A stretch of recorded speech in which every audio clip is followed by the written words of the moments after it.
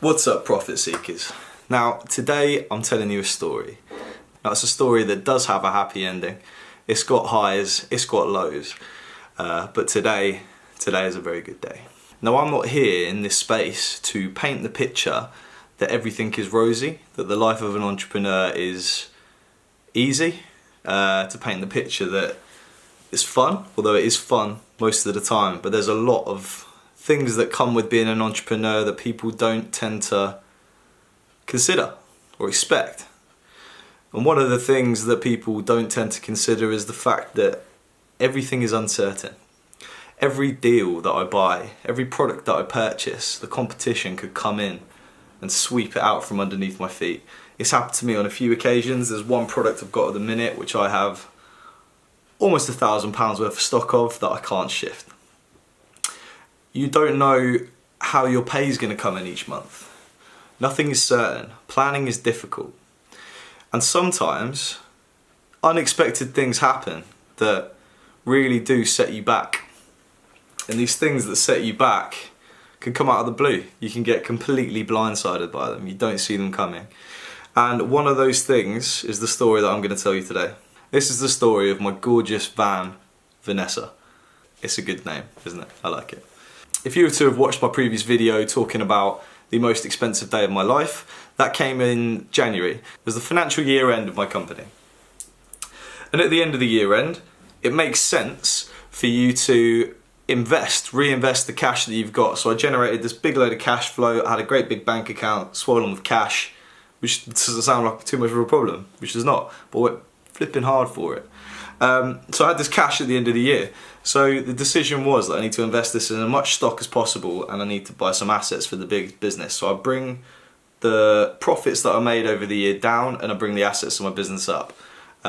So I pay less tax and the business ends up more expensive, more valuable if I ever wanted to sell it. One of the things that I purchased with that, the vast majority of what I spent the profits I made for the entire year on, was this van. Now this is a van that I'd analysed it heavily. I made sure it was exactly what I needed. I checked over all of the specs of it. I compared the market, I swept the market, I went to see loads of them. And I found this particular one because it had everything I needed for the price that I wanted to pay.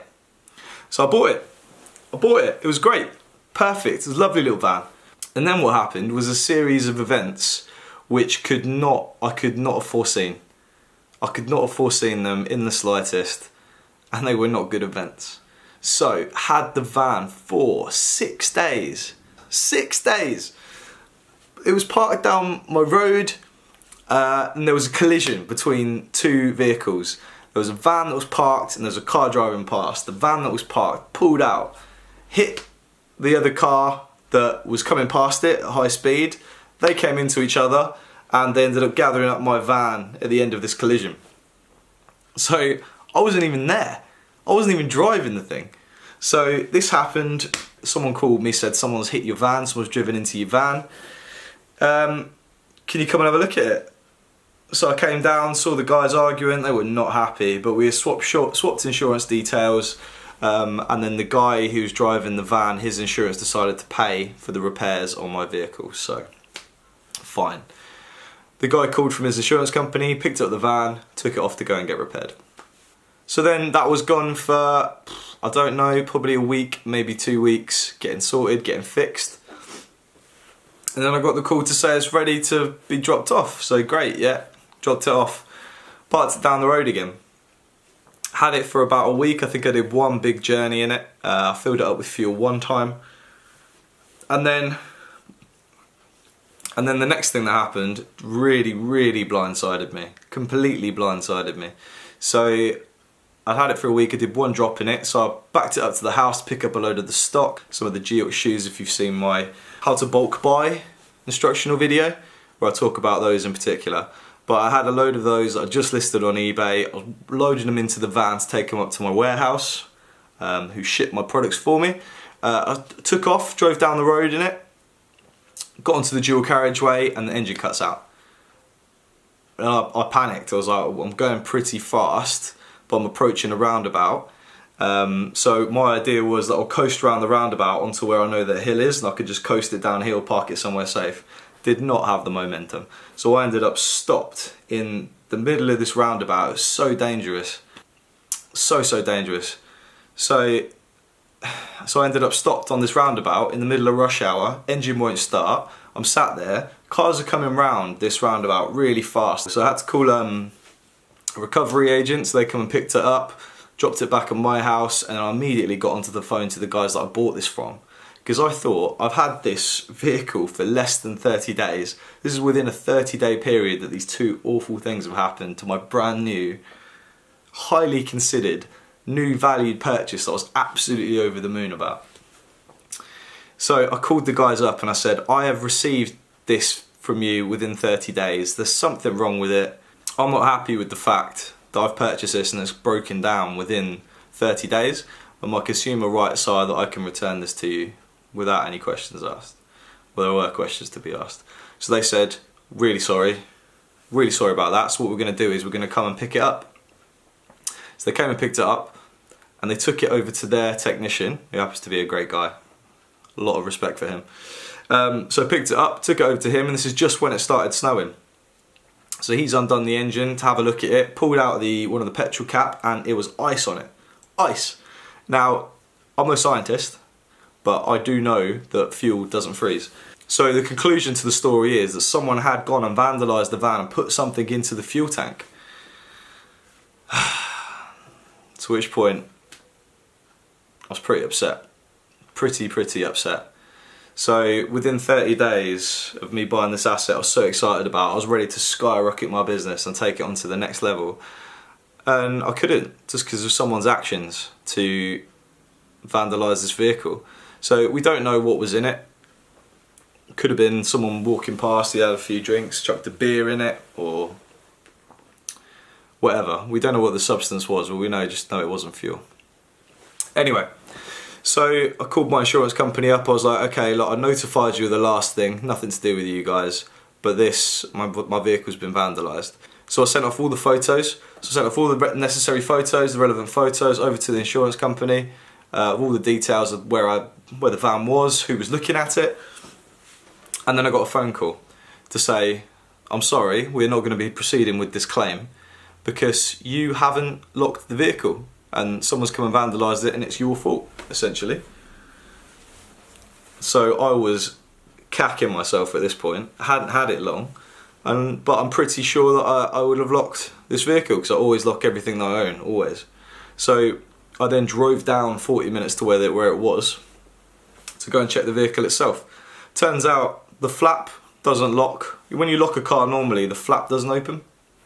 So I locked the car, that opens anyway. I was like, fine. Then I opened it up and there was no key to lock the actual cap in the vehicle at all. Consequently, that's how I bought the van factory settings, basically. That's how it was when it came out of the factory. Nothing I could have done to have made the van lock or that fuel cap lock. So I took a video. So I said, look, this is me locking the vehicle. I went over to the fuel cap, showed them that when the vehicle's locked, the fuel cap doesn't lock, and actually the cap itself isn't a lockable cap. So sent it off to them. So they're cool, that was it. I knew that it wasn't my fault. So I was like, whew, it's not my fault. So it's still an insurance claim and that's what I'm paying them for. Then I received an email about a week later, right? And this email says, it was a PDF, wasn't even in the email, which is the most annoying thing. It was an attached PDF and it said, Mr. We are not going to proceed with your claim because you have put substandard diesel into the vehicle. My heart absolutely sunk. I was like, are you kidding me? Several exchanges with them to say, one, where do you even buy substandard diesel? I didn't even know that was a thing. There's nobody on the street going, oi mate, do you want some substandard diesel? It just doesn't happen. You just go to a petrol station, a reputable petrol station, fill up your car, fill up your van, whatever it is. So they said they're not going to continue with the claim. So I said, this is a joke. This is absolute nonsense. This is what I'm paying you for. My car has been vandalised quite clearly. I filled the vehicle up once at a reputable petrol station, which I had a receipt for, and they refused to process the claim. So there I am with 2-3 grand's worth of damage to my vehicle that my business physically can't stomach, because I invested as much as I could into a quality vehicle. So in the end, what I had to do was, after a few phone calls with a few legal professionals that I know, lots of research with the financial ombudsman, etc., which I haven't raised the claim with the financial ombudsman because I wanted to deal with this myself. So after all that research, I said to them, no, I'm not having this. You need to send out an independent engineer to make an assessment on this. Short story long, they sent out an independent engineer.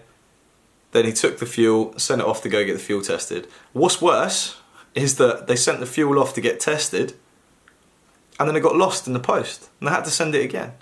And one of the employees, and during this time, I was on the phone to these guys every 2 days. Every 2 days, I was calling up like, "What's the progress? When's it done?"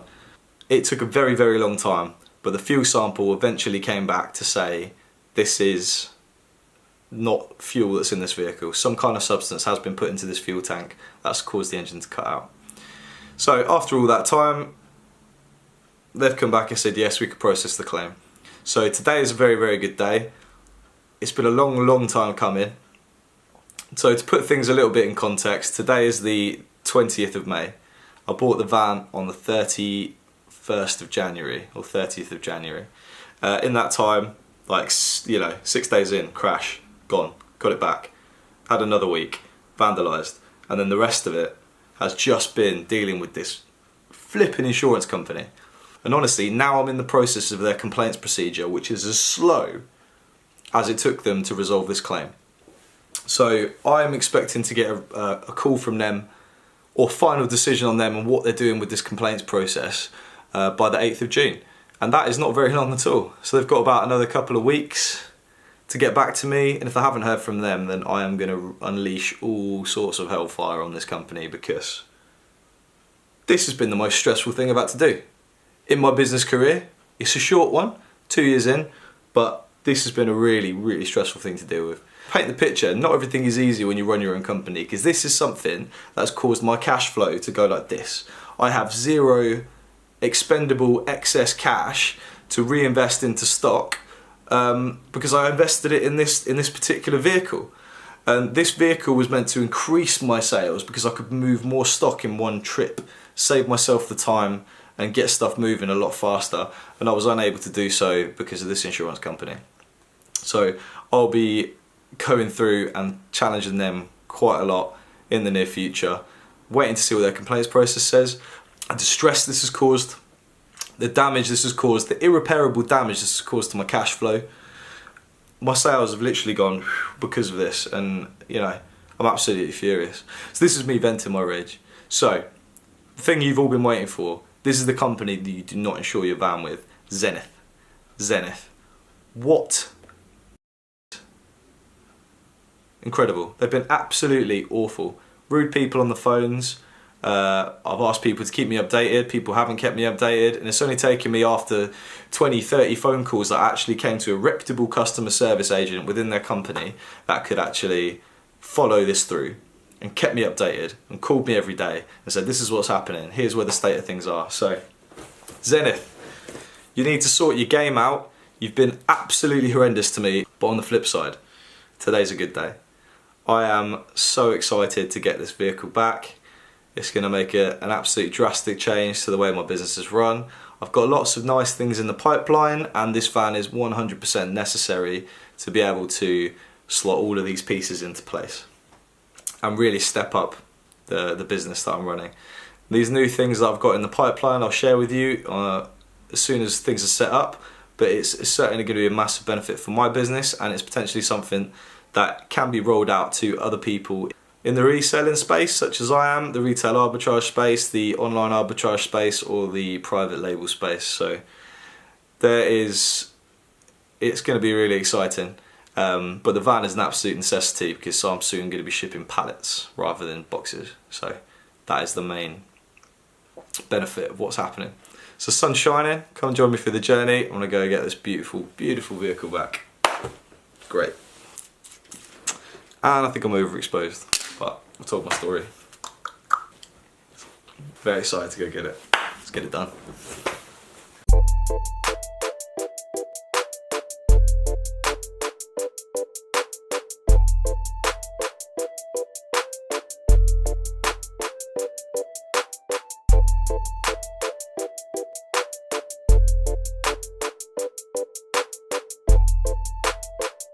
Van's back. Now there's a reason I haven't told this story before, because this is a saga that's been going on for 2 months or so. And the reason is, I genuinely was really worried I was going to have to go into a legal battle with this assurance company to get what is the right and just result.